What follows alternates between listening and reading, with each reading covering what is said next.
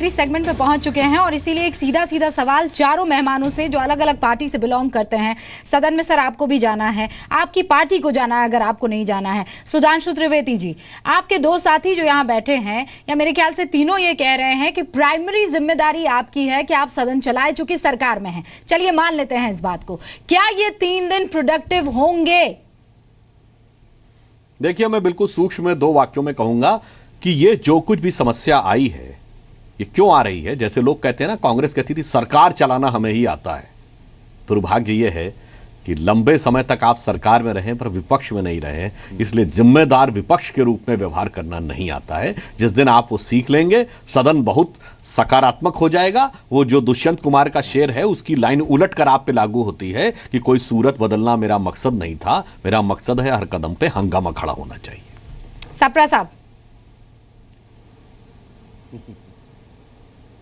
नहीं, सुधांशु त्रिवेदी जी को ये बता दूं कि ये चीज उन पे भी लागू होती है कि अधिकतर समय ये ऑपोजिशन में रहे हैं, तो शायद ये सत्ता में रहकर भी सत्ता चलाना सीखे नहीं अभी तक सत्ता में रह के भी ऑपोजिशन का काम कर रहे हैं। इसलिए मैं आज आपके माध्यम से कहना चाहूंगा कि ये डीमोनेटाइजेशन पे चर्चा होने दीजिए। जो लोग चर्चा करना चाहते हैं वो लोकतंत्र में चुन के आए हुए लोग हैं। आज आपके बैंकों का केवल 4 लाख करोड़ जो पैसा है वो पहुंचा है। केवल 46,000 एटीएम शुरू हुए, वो भी 2 घंटा केवल। नहीं, तो जितनी आसानी मुझे से ये बताइए कि 3 दिन प्रोडक्टिव होंगे उतनी आसानी से अगर एटीएम एटीएम में पैसे आने लगे तो भारत की जनता का भला हो जाएगा। नहीं, सुधांशु जी और सप्रा जी, आप दोनों ने मुझे सीधा सीधा जवाब नहीं दिया। मैं सिर्फ ये जानना चाहती हूँ, ये 3 दिन प्रोडक्टिव होंगे या नहीं? एक रिस्पॉन्सिबल रिप्रेजेंटेटिव होने के नाते 2 बड़ी पार्टियों के आप यहाँ बैठी या देख रही जनता को ये वादा करेंगे? पर निर्भर करेगा। बिल्कुल, कांग्रेस पार्टी ये वादा करती है। कांग्रेस पार्टी सीरियस है इस विमुद्रीकरण पे, डिमोनेटाइजेशन पे चर्चा करने के लिए। और ये सत्ताधारी पक्ष का काम है कि वो इस पार्लियामेंट को आने वाले 3 दिन चलने दे और सबकी बातें सुने और उसका जवाब दे, ताकि 1.25 करोड़ जनता को पता चले कि आपका एक विजन इसके पीछे क्या था, इससे क्या फायदा और क्या नुकसान देश को भुगतना पड़ेगा। सर, मुझे उम्मीद है, सर हम उम्मीद करते हैं। नवेद साहब, जल्दी से।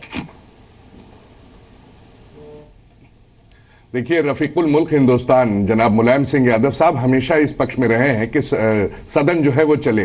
पिछली बार भी देखा गया, मोदी साहब ने इस बात पे उनकी तारीफ भी की कि वो सदन चलना देना चाहते हैं।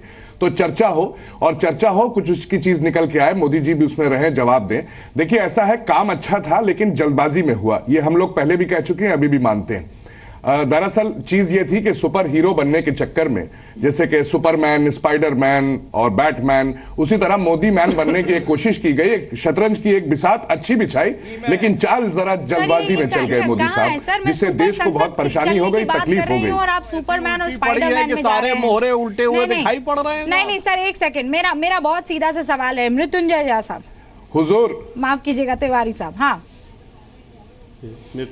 मृत्युंजय तिवारी साहब, सॉरी सर। देखिए, ऐसा है रूबिका जी, हम तो उम्मीद करते हैं कि भारतीय जनता पार्टी और हमारे आदरणीय माननीय प्रधानमंत्री जी को भगवान सुबुद्धि दे कि कम से कम इस देश की गरीब जनता के लिए कुछ करें। सिर्फ भाषणों से लोकतंत्र में देश और सत्ता नहीं चलता है। गरीबों को राशन चाहिए, उनके पेट में भूख लगी है, और ये अच्छी भाषण बहुत अच्छे करते हैं, लेकिन इससे गरीबों का पेट नहीं भर रहा है। इनको जो वायदे किए थे वो पूरा करें। ये सवाल जो आप डिबेट में उठा रहे हैं, उम्मीद करते हैं कि वहां सदन में उठाए, ताकि जवाब और सवाल का सिलसिला चले और देश को समझ में आए।